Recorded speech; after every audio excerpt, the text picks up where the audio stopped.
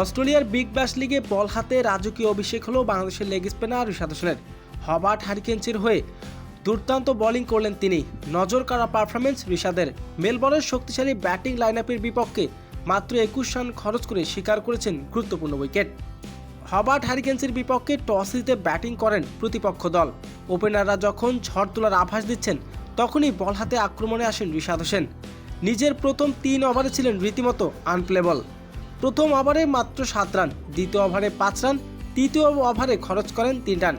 এরপর শেষ চতুর্থ ওভারে তুলে নেন কাঙ্ক্ষিত উইকেট। 3 ওভার শেষে কোনো উইকেটের দেখা না পেলেও রিশাদ হোসেন মেলবোর্নের ব্যাটারদের উপরে চাপ তৈরি করেছিলেন। তার ফলে পান নিজের শেষ ওভারে উইকেট। দারুণ এক ডেলিভারিতে সাজ করে ফেরান ভয়ঙ্কর ব্যাটসম্যান ফারসানকে।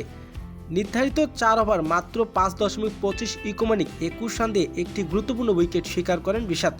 4 টি-20 অস্ট্রেলিয়ার মাটিতে অন্তত নজর কাড়া পারফরমেন্স তার।